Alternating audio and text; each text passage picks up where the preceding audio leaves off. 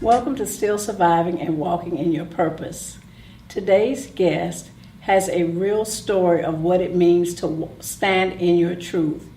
Please welcome the author of Till Death Do Us Part, HIV and Me, G. Girard.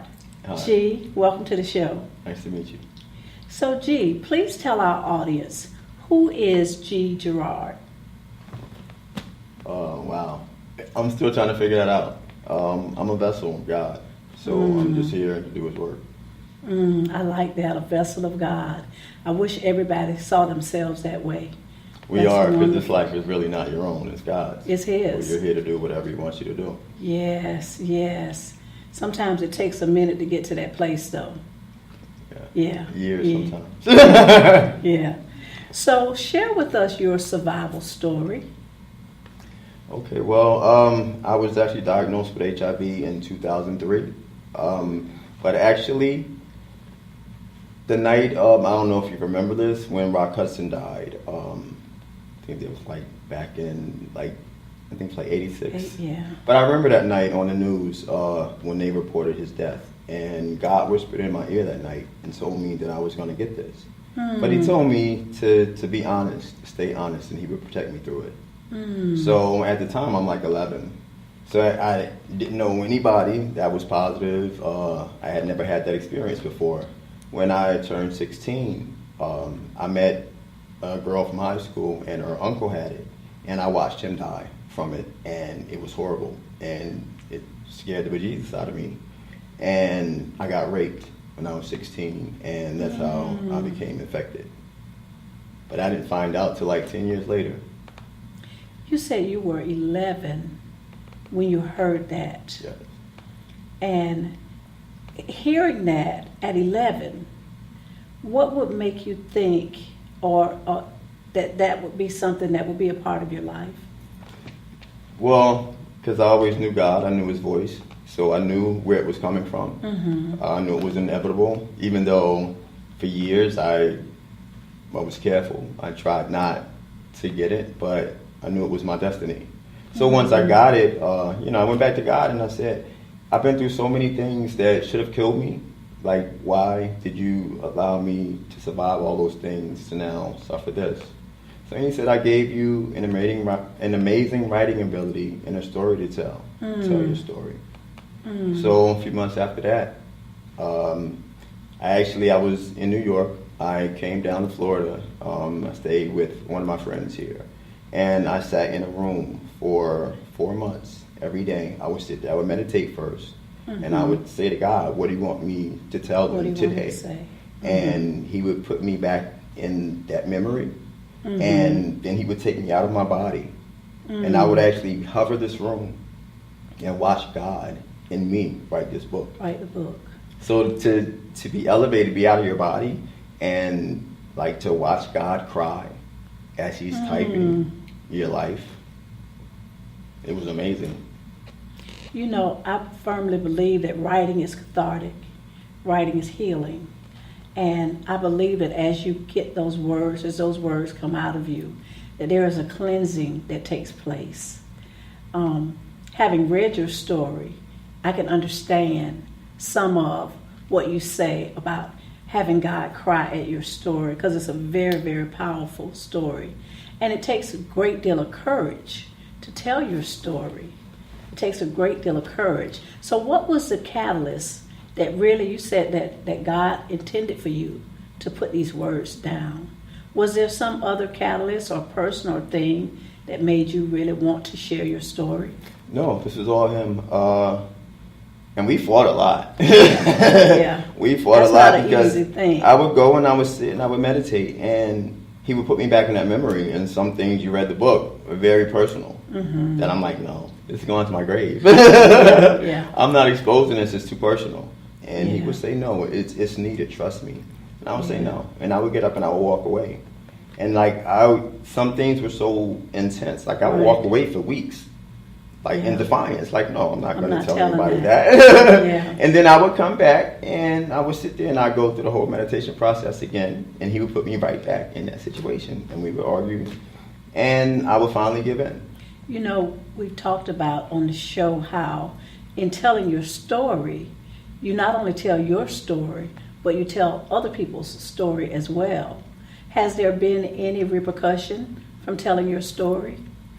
It's been positive mostly because a lot of people that come back to me, like, you wrote my story. Like, I'm reading this and I feel like I'm reading my own story. And I'm like, yes. Because when I was going through all of this, I saw other people, and I would talk to people and they were going through the same things. I'm like, this is a conversation that needs to be started. Yes. Like, it's the pink elephant in the room all the time, and it shouldn't be. And that's why people are still getting infected, because nobody wants to have the conversation. Nobody wants to talk about it. Right. Nobody's willing to share their and I story. have people tell me every other thing about their life, but for some reason this not thing.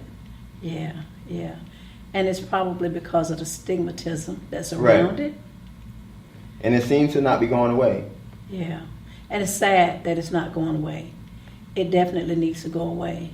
The stigmatism needs to go away. It needs to go away. In sharing your story, it is helpful because, like you said, there are other people that are reading your story and saying, this is my story as well. And it goes back to them people feeling alone, feeling like they're the only ones, when we know that you're not, But it's not until you get to that place where you share your story that other people are then free to share their story. And lots of times our story, like you said, is very personal things, very painful things that have happened in our life, but it's in sharing that story that other people can find help and comfort. And it takes a great deal of courage to do that. So I really applaud your courage for being able to share your story in order to help someone else. I know that was difficult. It wasn't an easy thing for you to do. I like the fact that you said that you meditated. Was that to get you to a place of peace?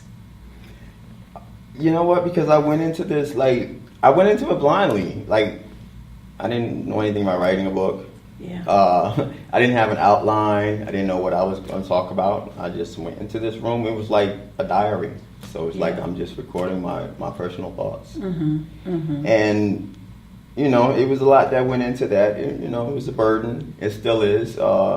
Because, once I tell people, they treat you differently. Yeah. And it's hard, when you can see the fear in someone else's eyes. Yeah.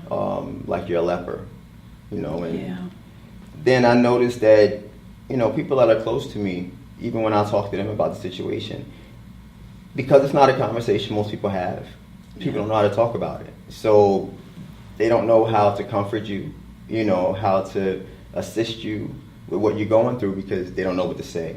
They don't know what to do because it's not out there like that. Right. So once, we get the conversation started, we can change a lot of things. Yeah. And it's great to be willing to get the conversation started. Right. Even sharing your story with our audience is going to go a long way to getting those conversations started. So let me ask you, how has your life changed since you wrote the book? I've gotten stronger. I've learned that standing in your truth, there's a power there.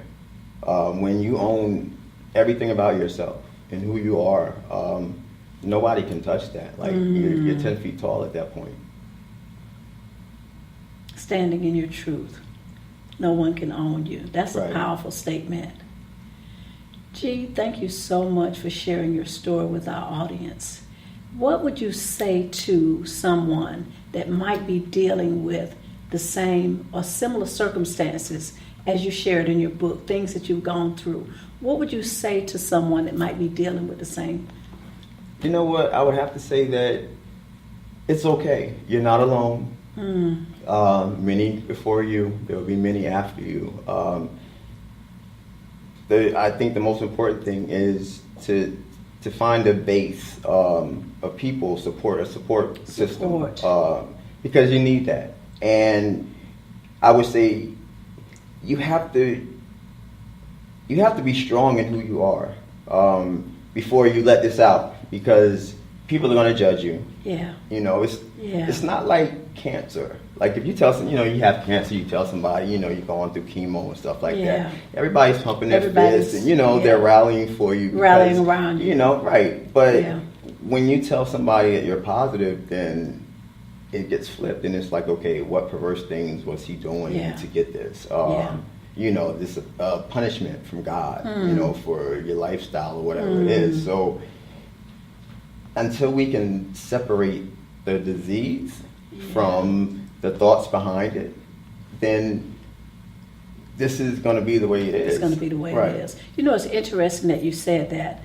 My mother had lung cancer, and because she smoked cigarettes, she didn't want to tell anybody that she had lung cancer, because she felt like everybody was going to say, you bought this on yourself. Based on your own actions, you bought this on yourself. But reality is, people are going to have their opinions. They're going to judge one way or another. But I love what you said about being strong in who you are and knowing who you are and standing in your own truth. I think once you get to a place where you can do that, it makes life a whole lot easier for you. Right. Because at that point, it doesn't matter what anybody else says. It doesn't matter what anybody else thinks. You have shared with us a powerful story. We're going to come back in just a few minutes, and you will get an opportunity to tell us what's next with Girard, and also how we can get your book. We'll be back in just a moment. Welcome back to our show. G, you said earlier that there were people that were close to you, that really didn't know how to respond, even just in having conversation, because they knew your status, that they were uncomfortable and they didn't know how they should respond or how they should react. What would you share with people that really just don't know? I mean, they have a lack of knowledge. What would you say to those people to help them feel more comfortable and to help them have a better understanding of where you are and what your situation is? See, when I started out, I used to do it with jokes. Like, I go to my family's house and, like, they're eating dinner. I pull out my own fork. Yeah. Because I'm like, I don't want you to have to throw yours away when I leave. Right. And it was uncomfortable at first for them. But it kind of, like, eased the tension and it opened up, the conversation. Because people don't know what to say or how to say it. It's just funny that, it's 2017 and people are still not educated. Yeah. And, it's like, you may not be affected, but somebody is. Somebody you know. And they just might not be telling you, but it's in your life. It's in your life. So, like, everybody should be educated on it. I specifically try to talk to younger people because that's the demographic now that's getting it, especially young girls. Yeah. Because, there's a lot of brothers out here on the DL, and they don't... Meaning that... They're on the down low about their status. Yeah, they're not exposing their sexual history. Okay. Their sexual preference. Okay. So these brothers are out here and they're messing around with guys on the side, and then they're coming home. They got wives, girlfriends, and because they can't be, their authentic self, right. Then they're portraying this role and. That's why so many girls out here are becoming infected because, there were people that can't be truthful with themselves or with their partners. So it's having conversations. Yeah, it really is. As uncomfortable as they are.